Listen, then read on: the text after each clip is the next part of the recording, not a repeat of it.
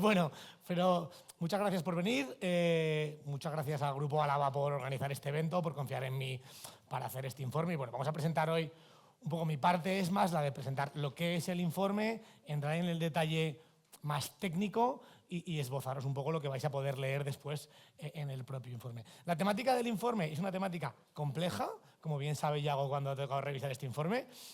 Disculpar si en algún momento le he dado 5 vueltas a lo mismo, porque puede pasar, porque la temática es muy compleja. La temática va de cómo transmitir el valor del hidrógeno verde con el sobreprecio que tiene respecto al resto de tecnologías en la cadena de valor hacia el consumidor final, para que éste pueda comprar ese valor y así hacer rentables proyectos de hidrógeno verde a costes mayores de hidrógeno verde. Esa es un poco la idea genérica que he intentado esbozar en este informe. Bueno, por un lado tenéis todos el informe en vuestras mesas, en vuestras sillas, en papel, y lo podréis descargar en un link que tendremos los próximos días. Bueno, Grupo Álava es el sponsor, el promotor de este informe, y bueno, tampoco contar mucho más allá de Grupo Álava porque Bea os lo ha contado muy bien y yo seguro que cometería errores simplemente respecto a lo que os ha contado Bea. Yo soy el autor del informe, la parte técnica dentro del informe cuando lo leáis, pues hay un hilo argumental que es la parte más técnica, que es mía, y luego hay ciertos apuntes de Grupo Álava que podréis ir viendo también en ciertas páginas, ¿vale? Y bueno, el informe comienza con un contexto actual, entendiendo el contexto actual como aquel en el que todos los que desarrollamos proyectos de hidrógeno tenemos claro que el hidrógeno es caro.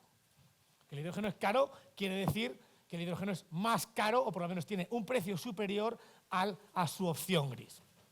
Eso es un hecho, eso es una cosa que en tiempos en el sector pues, se trataba de esconder. Hoy día nadie lo esconde, todo el mundo lo dice, es más caro, sobre todo los precios del gas natural actuales, que son muy bajos. Entonces, bueno, el contexto actual es un poquito en el que solo todos decimos el hidrógeno es caro, pero ¿es caro realmente? Porque cuando algo es caro, ¿qué quiere decir que algo es caro? Que algo es caro no quiere decir que su precio sea alto. ¿Un iPhone es caro? Bueno, para mucha gente no es caro porque es el mejor móvil del mundo, igual les parece hasta barato. Que una cosa sea cara la define que el precio en el mercado es superior al valor que perciben los clientes. ¿Qué quiere decir esto?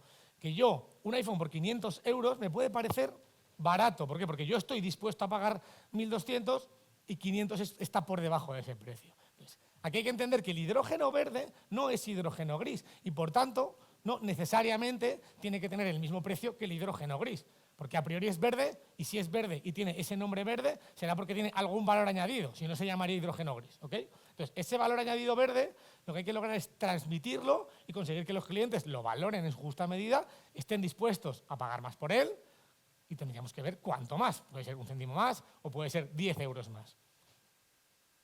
Entonces, el informe comienza con cálculos, que todos los que me conozcáis sabéis que me gusta mucho hacer cálculos y creo que los cálculos son lo que da empaque a las opiniones y el resto son solo política y no hemos venido a hablar ni de política ni de opiniones, hemos venido a hablar de números. Entonces, el informe empieza haciendo unos cálculos estimativos de a qué precio podría estar aproximadamente el hidrógeno, esto no haga rampa, el hidrógeno verde y el hidrógeno gris, ¿vale? Los cálculos son una horquilla. No estoy diciendo el hidrógeno vale esto, a mí me vendrá seguramente, pues yo qué sé, gente que se sabe de proyectos y dirás, ¿qué barato lo has puesto? ¿Qué caro lo has puesto? He hecho una horquilla en la que el hidrógeno va desde 6,9 euros a 2,95. Es una horquilla absolutamente amplia. ¿Me he mojado poco? Sí, porque no hace falta mojarse para decir que es caro, porque la horquilla del gris va de 1,6 a 3,7. Es decir, son cálculos, entre comillas, iba a decir abulto, pero no son abultos, son genéricos, son de orden de magnitud, porque no hace falta más que el orden de magnitud para darse cuenta que la horquilla del hidrógeno gris está fuera de la del verde, es un precio superior, ¿no? Entonces, a partir de ahí, definimos cómo podríamos hacer para que dos productos que aparentemente son similares, el gas es el mismo, es hidrógeno, teniendo costes diferentes, podamos realizar proyectos de hidrógeno verde, que es el caro, teniendo rentabilidad, porque tendremos que conseguir vender más caro. Entonces, aquí es donde yo he definido, y esto es, bueno, diría que este informe es casi una apuesta personal, porque no es algo que diga el sector, sino es una propuesta al sector, que es, vamos a intentar transmitir ese valor en la cadena de valor hacia abajo. ¿Qué quiere decir esto, no? Todos tenemos claro que si yo vendo hidrógeno verde, al off-taker, al comprador de hidrógeno, le puedo exigir directamente o le puedo proponer, porque él va a decir si paga o no, un precio un poquito superior. Oye, este hidrógeno es verde, es Fertiberia, págame en lugar de 3,7, 4,2. Y Fertiberia puede decirte, ok, pero Fertiberia te dirá, ok, en tanto y cuanto él pueda vender un fertilizante verde a un precio superior. Y el de debajo, que planta lechugas, te dirá, ok, a un fertilizante superior en tanto y cuanto él pueda vender las lechugas a un precio superior. Y Mercadona, bla, bla, bla, bla, bla, bla, bla, bla, bla, todas las cadenas de valor, todas y cada una, acaban en el consumidor final. El hidrógeno verde lo va a pagar el consumidor final, bien sea vía precio o vía impuestos. Punto pelota. Por tanto, el que tiene que definir si el hidrógeno verde le aporta valor, si el hidrógeno verde es algo por lo que está dispuesto a pagar, es el consumidor final en última instancia. Lo que pasa es que tenemos que lograr comunicarle al consumidor final, oye, pagas más por esta lechuga, pero pagas más por esto y que le llegue la comunicación. Esto es lo que defino como una cadena de valor. Una cadena de valor es esa línea, esa cadena en la que va pasando el producto, transformándose, añadiéndose de valor, añadiéndose trabajo y energía hasta que llega al consumidor final. Y es esa cadena de valor en la que se tiene que lograr transmitir el valor del hidrógeno verde, o sea, comunicar correctamente en cada uno de los eslabones hasta llegar al final, para que al final, cuando vea el precio más alto, pueda decidir, oye, ¿lo compro o no lo compro? Hoy en día, en general no pasa eso, en general pueden ver un precio más alto y no saben de dónde viene. No saben ni siquiera que hay un valor verde detrás. Vale, atendiendo a este concepto, el tamaño importa. El tamaño importa lo puse porque a Yago le gustaba el nombre, porque el nombre era el resultado. Pero, ¿qué quiere decir el tamaño importa? El tamaño importa es el tamaño de los proyectos importa. Si tenemos un proyecto de hidrógeno, si estamos hablando de que, vamos a poner otra vez el caso de un fabricante de fertilizantes, si estamos hablando de que generamos hidrógeno verde más caro, que genera un fertilizante más caro, pero verde, que genera unas lechugas más caras, pero verde, hablaremos de que estaremos acabando de ofertar un producto premium que sería una lechuga 0 CO2 verde más cara, un producto premium, con un valor premium y por tanto con un mercado objetivo premium. Los mercados objetivos premium, bueno, aquí he puesto, esto es una curva súper genérica de una curva de oferta y demanda.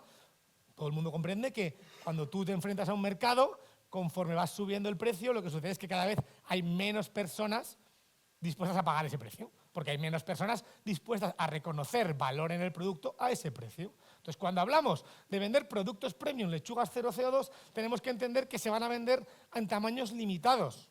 Y por tanto, ojo con los tamaños de los proyectos de hidrógeno, porque si tú te integras bien en la cadena de valor, tendrías que decidir, oye, vamos a hacer un proyecto de un tamaño de hidrógeno tal que permita, a través de la cadena de valor, vender las 20 lechugas que vende este, no 200 millones de lechugas. Porque 200 millones de lechugas se pueden vender, pero a un precio inferior. Entonces, hay que integrar los proyectos verticalmente y ser consecuente con el tamaño del proyecto, con el precio. Entonces, los proyectos grandes van a tener ventaja en tanto y cuanto van a aplicar economía de escala de costes, es decir, un proyecto más grande, equipos más grandes, va a tener un coste menor de hidrógeno, pero sin embargo va a optar a mercado más generalista, a un mercado más commodity. Por tanto, va a poder optar a precios más bajos. Sin embargo, proyectos más comedidos, de un tamaño más adaptado a mercados premium, van a tener menor factor de escala, o sea, los costes de producción van a ser mayores, pero sin embargo, si lo integran bien, quizás van a poder optar a productos premium. Bajo mi punto de vista, los segundos son los ganadores, porque por grande que sea el proyecto, sigue sin haber horquilla. Y sin embargo, si hacemos el proyecto más pequeño, la horquilla se amplía muchísimo porque el precio del hidrógeno puede ser mucho más grande. ¿Sí? Volviendo, ahondando sobre este tema, llegamos al sector energético y su poder. Actualmente el sector energético, estamos acostumbrados, a los que seamos aquí del sector energético, a que es un sector endogámico, es un sector en el que hablamos nosotros con nosotros mismos, porque el resto no nos entiende, porque somos ingenieros, porque hablamos de megavatios, porque tú y yo hacemos un PPA. Y entonces sentimos como que el poder está en nuestro lado, ¿no? En el momento en que nos obligamos a integrarnos verticalmente, nos obligamos a perder el poder. ¿Por qué obligar a perder el poder? Porque en este hipotético supuesto de las lechugas, el que tendría el poder es el departamento de marketing de lechugas, no nosotros. Y el proyecto de hidrógeno debería venir supeditado al departamento de marketing de lechugas del último eslabón. Entonces, el poder lo pierde completamente. Pasamos a ser lo que de verdad es el mercado energético, es siervos de la sociedad como sector básico. Pero claro, eso a nivel departamentos, a nivel forma de funcionar, estamos acostumbrados en el sector energético a otra cosa. Y esto es un cambio importante, muy importante, porque además nos toca meternos en sectores que desconocemos. Porque sí, somos muy listos hablando de megavatios, pero somos muy poco listos hablando de retail. Y nos va a tocar, si integramos verticalmente los proyectos, hablar de retail, hablar de diferentes sectores que desconocemos y que ellos toman el poder. Y además, los sectores se ramifican, no es solo un sector. Yo hago hidrógeno para este off-taker, para este comprador, pero este comprador genera un fertilizante que a la vez se vende para lechugas, para ajos, para no sé qué, y a la vez cada lechuga se vende en Mercadona, en no sé qué, en diferentes entes, y por tanto el número de actores integrados en una cadena de valor hacia abajo se multiplica porque se va ramificando la cadena. Eso hace mucho más complicado coordinar los actores, transmitir el valor, la información. Vale, además, en la cadena puede haber competencia, es decir, incluso cuando tenemos un producto, pongamos que yo tengo, pues yo soy pongamos el concepto de una caldera de gas de una vivienda, ¿no? Una caldera de gas de una vivienda está pagando gas natural y ese gas natural lo está pagando a 40 euros megavatio. Creo que está más barato, está como a 20, pero vamos a poner 40 euros megavatio. Y pongamos que una empresa gasista le dice, oye, yo te ofrezco hidrógeno para quemar en esa caldera a 44. Oye, 4 euros más, ¿estás dispuesto a pagarlo? Bueno, pues es hidrógeno verde, no emites CO2. La pregunta es, ¿reconoces valor en esos 4 euros suficiente como para no emitir CO2? Podríamos estar de acuerdo que la respuesta podría ser sí. Igual a mí me lo ofrecen y digo, oye, pues un 10% más, no emito CO2. Bueno, es un valor, es un precio que puedo reconocer valor. Y entonces dirías, oye, pues hay negocio, vamos a hacer la planta de hidrógeno y vamos a vender a estos clientes a 44. ¡Ojo! Eso es lo que aparenta, pero hay competencia en la cadena de valor. Puede haber tecnologías completamente diferentes que oferten ese valor verde cero CO2 de otra manera. En este caso, la bomba de calor. O sea, ojo porque el negocio puede que parece que salga en ese caso, pero no, hay otras competencias. Puede haber tecnologías divergentes que ofrezcan ese valor, en el caso de la bomba de calor, incluso más barato que el gas, o sea, gratis, con descuento. ¿Sí? Bueno, y a partir de aquí, el informe introduce un poco el concepto con estos apartados y pasamos a ejemplificarlo en diferentes sectores. Y no es un análisis cerrado de los sectores, porque de nuevo yo no soy tan experto en estos sectores y además es un análisis que tendría que hacerse de mercado que no se ha hecho en este informe, se ha hecho más una aproximación al concepto, ¿no? Entonces, se ha analizado el transporte de mercancías y se ha analizado el mundo de los fertilizantes. ¿Cómo vamos de tiempo? No tengo ningún reloj.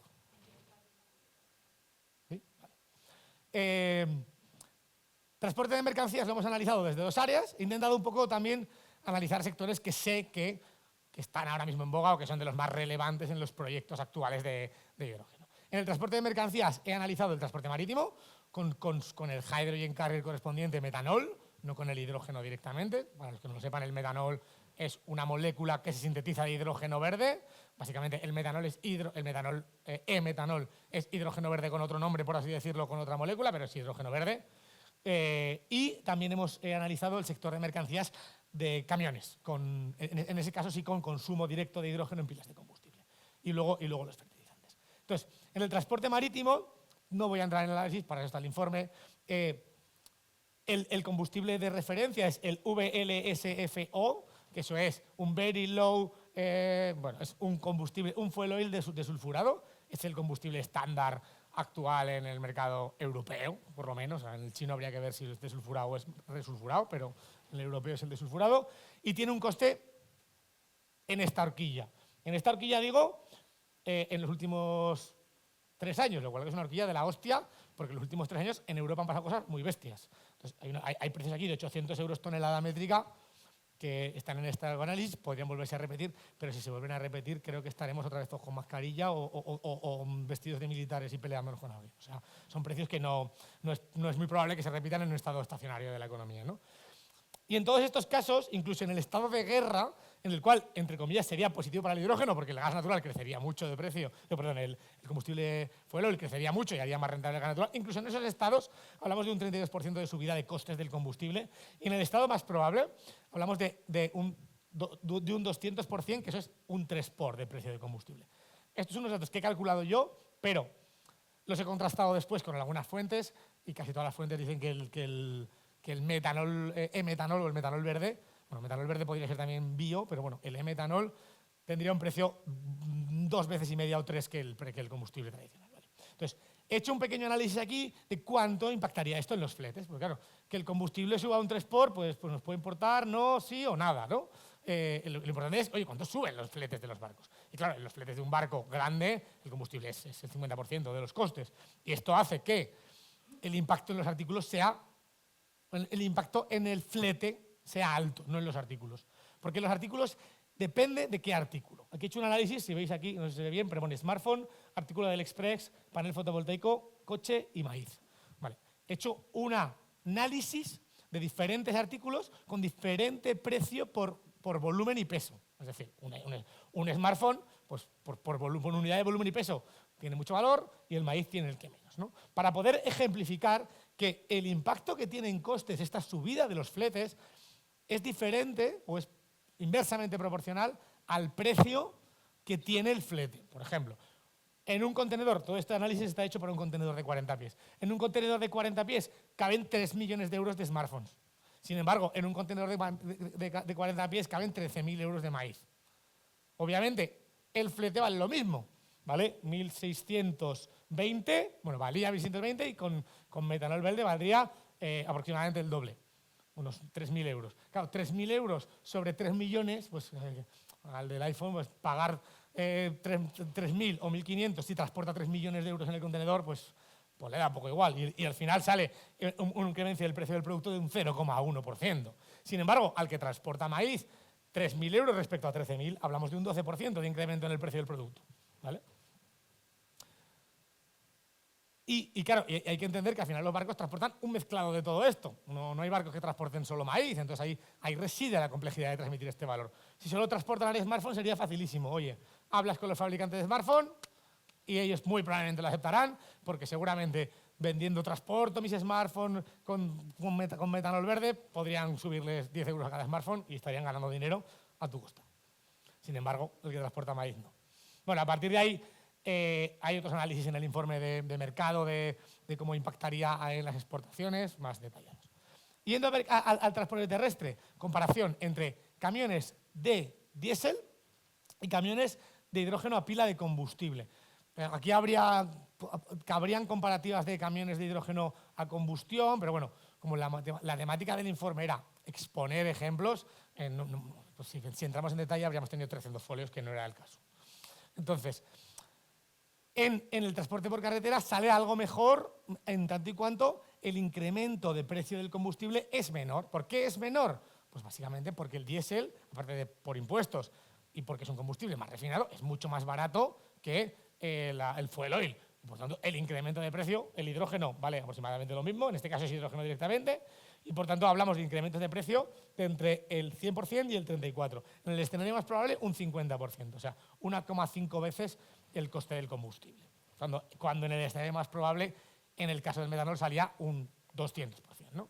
Esto hace que de la misma manera el impacto en los artículos sea menor, pero siga siendo proporcional. La clave del informe no es que sea mayor ni los números, la clave es en transporte entender que es proporcional al valor del producto y que, por tanto, consejo para los que diseñéis productos, cuando diseñéis proyectos, intentar diseñar proyectos integrando verticalmente, si son de transporte, con productos de alto valor abajo en la cadena, porque esos productos de alto valor abajo en la cadena van a ser más capaces de absorber el precio del hidrógeno, incluso de ganar dinero, porque si tú vas a un fabricante de móviles y le dices, oye, ¿cómo te vendría en tu marketing de iPhone poner transportado verde y subiendo el coste un 0,03%? Pues te va a decir, pues me viene que te cagas porque el precio no lo voy a subir un 0,3%, lo voy a subir un 5%. Entonces voy a ganar dinero a tu costa. A partir de ahí ya pasamos a los fertilizantes. Los fertilizantes son el mercado por excelencia del hidrógeno. Para los que no lo sepan, todos los fertilizantes nitrogenados son una mezcla de hidrógeno y nitrógeno y, por tanto, todos los fertilizantes nitrogenados tienen hidrógeno como materia prima real, ¿no? Y además los fertilizantes nitrogenados son el principal fertilizante de la humanidad. Son el alimento, el macroalimento de las plantas, no el micronutriente. A partir de ahí, pues partiendo de los mismos escenarios de precios de hidrógeno y entendiendo cuál es el precio del hidrógeno fósil, porque en este caso la comparativa es hidrógeno con hidrógeno, porque ya usan hidrógeno, ya hay amoníaco gris, entender cuál podrían ser las diferencias de precio. En este caso, en escenarios muy optimistas, podríamos estar en paridad. En escenarios muy optimistas, supongo que algunos como Alan me va a matar cuando diga que estamos en paridad. Pero estamos en paridad si el hidrógeno lo sacamos a 3 euros kilo, cosa que a los tipos del dinero actuales no es posible, punto, ¿vale? Pero bueno, Aquí cuando hablo de escenarios optimistas, también entender que yo a estos informes siempre les quiero dar un recorrido. O sea, no quiero que sea un informe que lo leas dentro de un año y no tenga sentido. La clave es dar una visión general. Oye, en un escenario optimista es, hoy no estamos en este escenario. La pregunta es, ¿podríamos estar en este escenario en 6 años? Podría ser. Entonces, es un escenario optimista a 5 años, a 10 años. Y entonces, en escenarios más probables, que aún así son bastante optimistas en este informe, muy optimistas, sobre todo porque hablamos solo de generación y no hay almacenamiento, no hay transporte, entonces hablamos de precios de 4 y pico euros, que son ya optimistas y además los proyectos necesitan obra civil, instalación, etcétera, ¿vale? Aún en esos casos hablamos de subidas de un 100%, o sea, hablamos de prácticamente duplicar el precio del amoníaco. Pero en estos casos, mi opinión es que la transmisión es bastante fácil. De hecho, en el informe creo que lo cito, y me gusta mucho el caso de Fertiberia Puerto Llano, porque la gente no ha hilado los cabos, pero Fertiberia Puerto Llano tiene la primera planta de amoníaco verde de España, de Europa, no sé, y genera un fertilizante.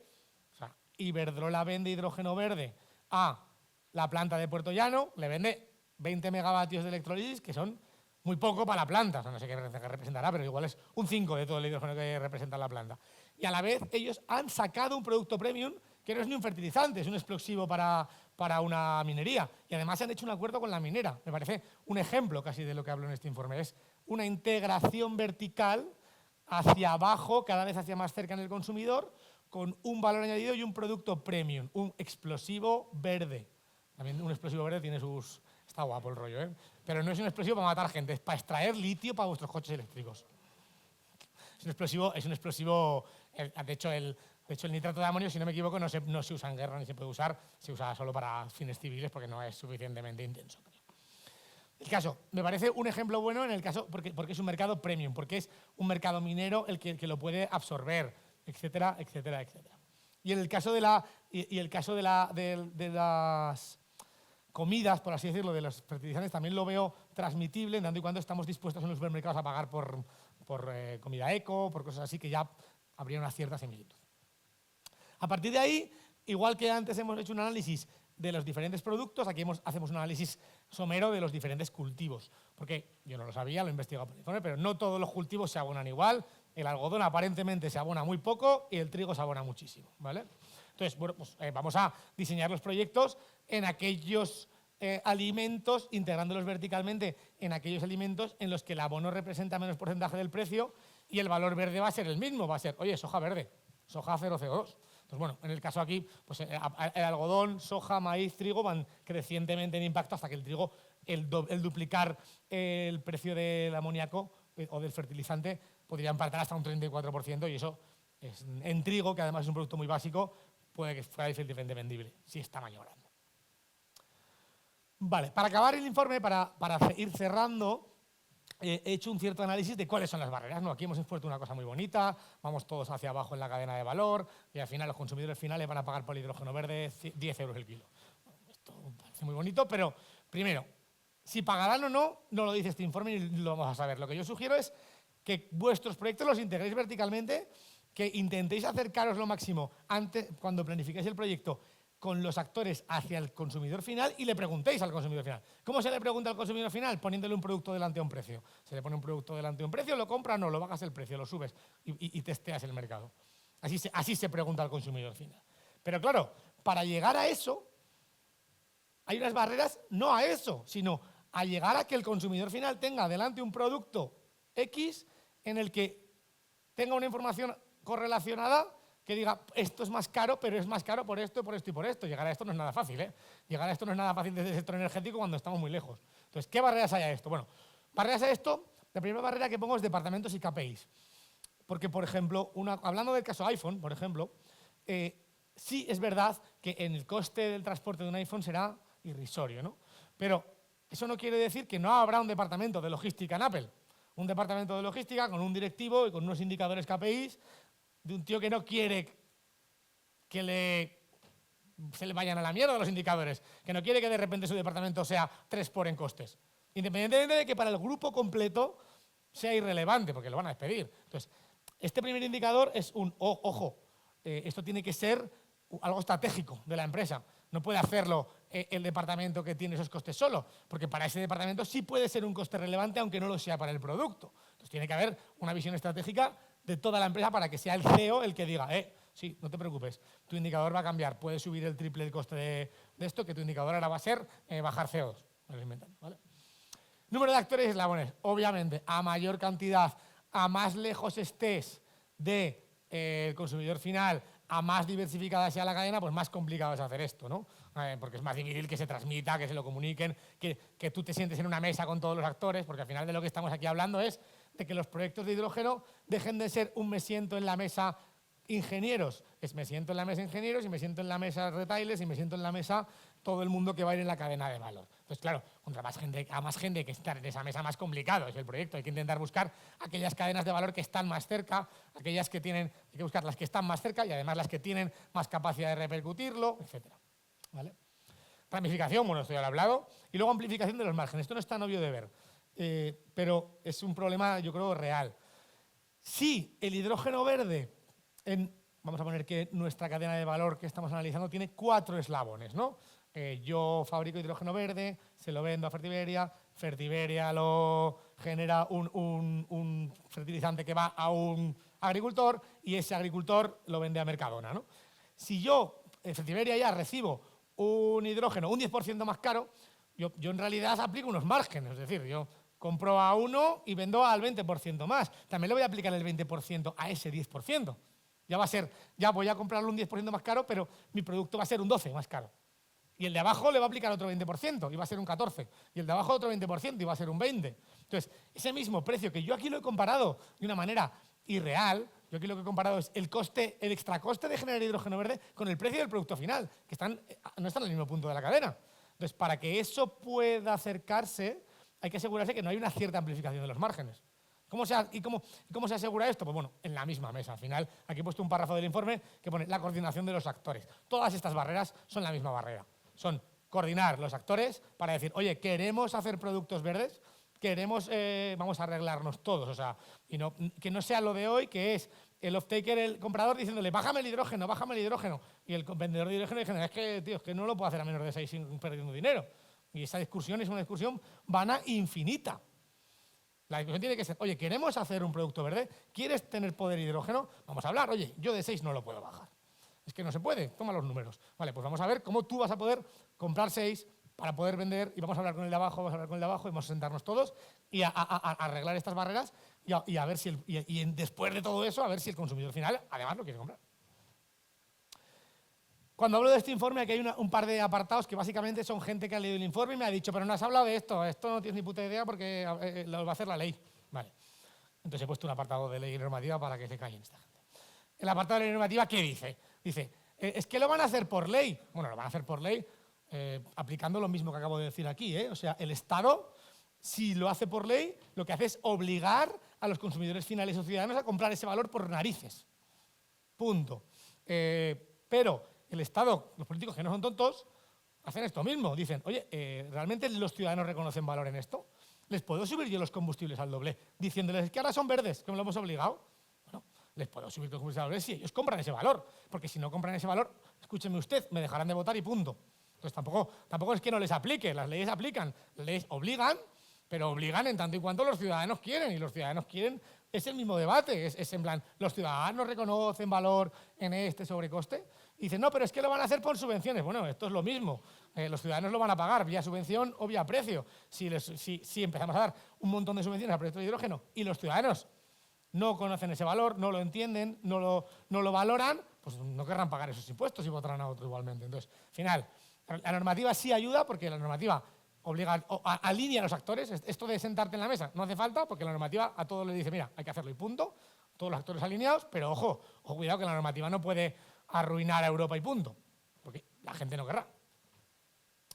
Y bueno, otra de las preguntas es, no, pero ya también existen las garantías de origen renovable para esto. Esto que te estoy diciendo, no has inventado nada. Bueno, no. Las garantías renovables no tienen nada que ver con esto. Las garantías de origen verde del hidrógeno lo que aseguran es que al comprador de hidrógeno gas le dices, ojo, yo este gas lo he generado sin emitir CO2, pero solo son válidas en un eslabón de la cadena. Aquí de lo que estamos hablando es de transmitir ese sobreprecio y ese valor en eslabones en los que no hay hidrógeno ni se acuerdan de que hubo. O sea, lo que estamos hablando es que en eslabones que ni se acuerdan de que hubo, se empiecen a acordar de que hubo arriba y que eso tiene un valor. Y eso no se llaman, en general, garantías de origen, se llaman cadenas de custodia. Y bueno, en el informe me aventuro aún más y propongo algunos ejemplos, porque en el sector maderero y en el sector pesquero existen cadenas de custodia. FSC es la cadena de custodia del sector maderero y MSC, que no es la naviera, sino es una fundación, en el sector pesquero. ¿Qué hacen estas cadenas de custodia? Hacen exactamente lo que yo he propuesto en el informe. Lo que hacen es, tú compras un mueble en IKEA, no sé si llevan, y en el mueble de IKEA pone FSC. Y eso quiere decir que la madera originariamente de la que se extrajo, del bosque que se extrajo esa madera, se ha gestionado de forma sostenible. Ese bosque no está en la siguiente cadena. IKEA no compra ese bosque. IKEA compra tablas, las tablas las compra a un aserradero otro y otro lo compra al bosque. Y FSC lo que hace es el seguimiento en todos los eslabones y la garantía de que el valor se sostiene. Entonces, es exactamente una cadena de custodia lo que propongo aquí, ¿vale?